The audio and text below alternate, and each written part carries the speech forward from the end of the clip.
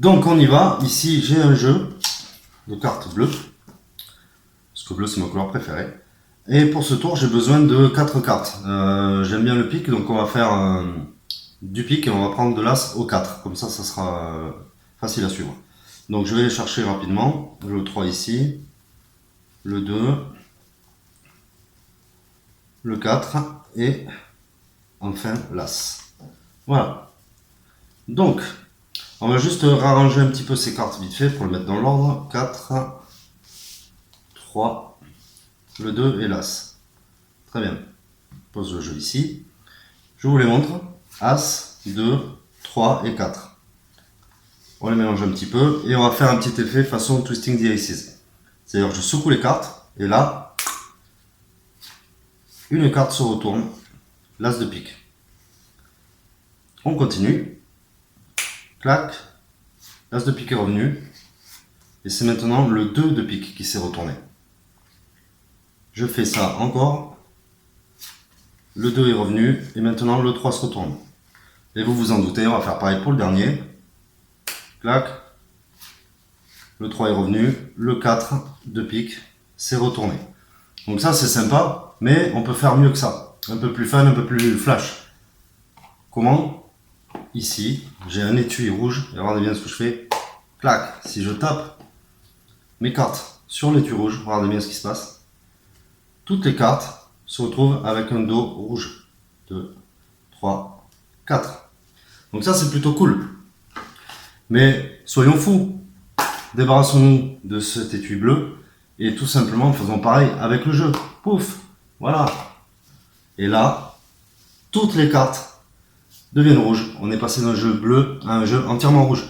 Donc je kiffe cet effet et je vais vous l'apprendre tout de suite. Allez, on y va donc pour le tuto de cet effet. Donc il y a un peu de préparation évidemment. Et c'est aussi un tour qui repose énormément sur la psychologie, sur la rétention visuelle, c'est-à-dire que du bleu au début. Et il y a de fortes chances qu'en live, le spectateur ne se rende même pas compte qu'on n'a jamais montré les dos des cartes en fait. C'est vraiment ce qui s'est passé avec mon pote à la fin du tour. Il était là, mais j'ai vu du bleu, j'en suis sûr. Et il voyait plus de bleu du tout et ça l'a vraiment déstabilisé quoi. Donc le setup est le suivant. Vous allez prendre par exemple un jeu rouge et vous allez sortir de ce jeu l'as de pique, le 2 de pique, le 3 de pique et le 4 de pique ou n'importe quelle suite de 4 cartes qui vous plaît. Moi j'ai pris ça parce que c'est plus facile à suivre pour la phase Twisting the Aces. Voilà, c'est plus clair. Donc vous sortez ça. Ensuite vous prenez le jeu équivalent de la couleur opposée et vous sortez deux cartes. Un 4 de pique bleu qui match donc avec le 4 de pique rouge et une carte quelconque. Ensuite vous allez avoir besoin de Tool de David Stone. Donc je vais pas vraiment exposer l'outil, d'accord, mais en gros vous allez avoir besoin de Tool, donc ceux qui connaissent sauront de quoi je parle. Il y a même un petit indice sur ce plan, voilà, c'est pas forcément volontaire mais j'ai pas le choix. Bref, donc une fois que vous avez pris Tool, vous placez le gimmick de Tool sur le dessus du jeu et par dessus vous allez mettre la carte lambda et le 4 de pique bleu. Ensuite, vous allez prendre le jeu, le retourner. Et là, vous allez placer un peu de façon aléatoire ces 4 cartes dans le jeu. Donc, mais vraiment dans le désordre. Donc, par exemple, le 3 ici. On peut faire le 2. L'As. Et le 4, par exemple. Comme ça. Ok? Ça, c'est pour donner un peu plus de côté non préparé autour quand on va aller chercher les cartes. Voilà. C'est pour rajouter un peu de naturel. Et ensuite, vous prenez donc votre étui bleu.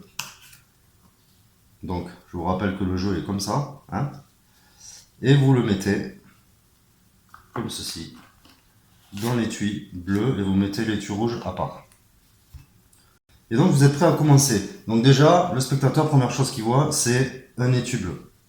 De là, vous retournez, vous ouvrez, vous tirez, en faisant attention, un autre indicateur que le jeu est bleu. On pose l'étui à côté. Et on reste un peu comme ça avec les cartes en expliquant ce qu'on va faire ensuite. Donc déjà, ça imprime un peu visuellement dans l'esprit du spectateur l'idée que le jeu est bleu mais sans en parler. De là, vous retournez le jeu en faisant attention. Vous expliquez que vous allez aller à la recherche de vos 4 cartes. Donc vous le faites comme ça. tranquillement. Le 3, attention de ne pas exposer le dos qui est rouge. Le 2. L'As. Et enfin le 4. Pourquoi on a mis les cartes dans le désordre? Pour moi, c'est pour justifier l'action suivante, puisqu'on va retourner le jeu. En fait, le but, ça va être de dire, voilà, bon là, je vais mettre les cartes dans l'ordre. Pendant ce temps-là, le poignet se casse, et on va prendre un break sur la première carte, comme ceci.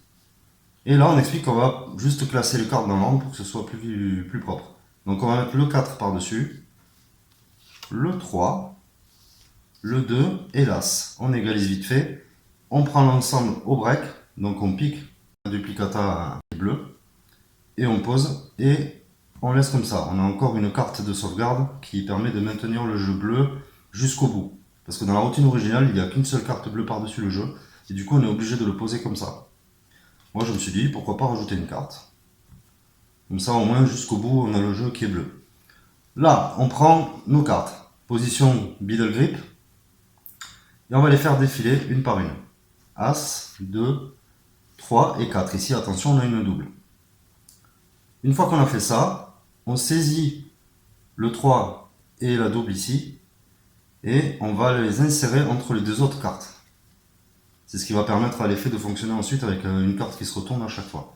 À partir de là, c'est automatique. Tout ce qu'on a à faire, c'est un peu de comédie. Toujours en middle, et on fait défiler les cartes.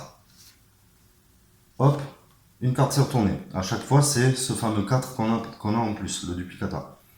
On a la double ici en main droite, on pose par-dessus, on referme. Et on fait ça encore une fois. Donc pareil, sauf que là c'est censé être le 2 qui se retourne, alors que le 2 est en fait là-dessous. On continue, hop, hop, hop. Et enfin on va terminer avec le 4. Et là j'aime bien ce petit convincer, parce qu'en fait on secoue. Et là concrètement on peut retourner la carte. Ce qui est quand même un petit convincer, comme quoi c'est le 4. Alors qu'on a le double qui est derrière ici. Donc une fois qu'on a fait ça, qu'on a retourné le 4, on pose les cartes comme ceci. Et on explique que c'est sympa, mais qu'on va faire mieux que ça. On prend l'étui de Tool et on va taper dessus comme ça. Le mettre à l'écart, retourner les cartes et montrer qu'elles sont à deux rouges. Alors qu'en fin de compte, on est comme ça, réellement. Donc là, on va faire une manip qui est certainement la partie la plus difficile du tour. Donc à partir de là, on va faire ce qu'on appelle un étalement ascanio de Arturo de Ascanio. Caramba. Magicien espagnol, bien sûr. Donc, on tient notre paquet de cartes en middle. Et de dessous, ce qui va se passer, c'est qu'avec notre index, on va tirer la première carte. Avec le majeur, on va tirer la seconde.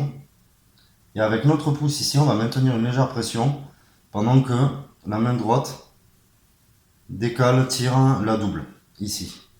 Qu'on va pouvoir poser ensuite, comme ça. Et après, on peut poser tranquillement, de façon assez visuelle, comme ça en décalé pour qu'on ait bien l'impression que c'est 4, nos cartes suivantes.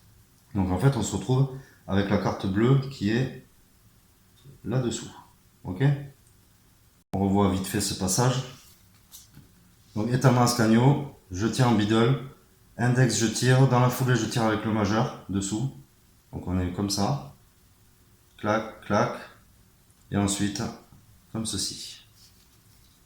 Donc à vitesse réelle, l'idéal c'est d'arriver à le faire assez rapidement, un peu comme ça. On pose.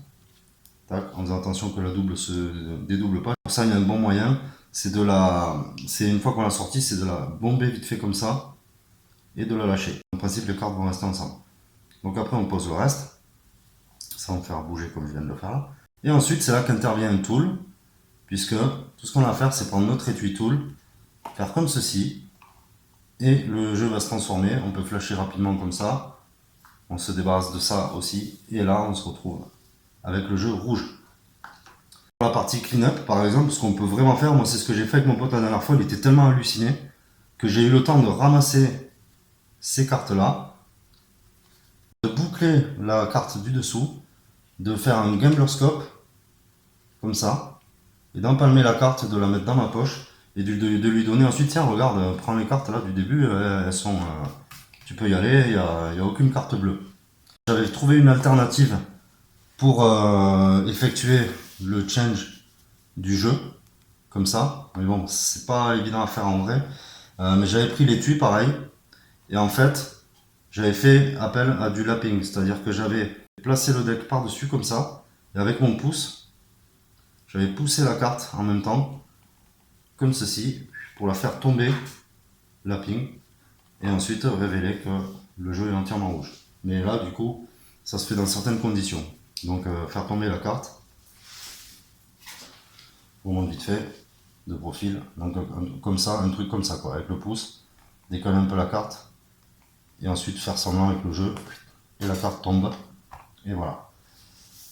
Voilà en gros ce que je peux vous dire sur ce tour que je trouve vraiment excellent. Essayez-le en live, je vous garantis que ça marche. Je l'ai fait plusieurs fois et en général les gens sont vraiment impressionnés, on va dire. Voilà, donc j'espère que ça vous a plu, que le tuto est clair. Si c'est pas le cas, n'hésitez pas à me laisser des questions dans les commentaires. Et enfin, j'apprécierais beaucoup que vous vous abonniez pour soutenir mon travail et me motiver à continuer, si ce que je vous propose vous plaît. En attendant, amusez-vous bien et je vous dis à bientôt pour un prochain tuto. Bisous!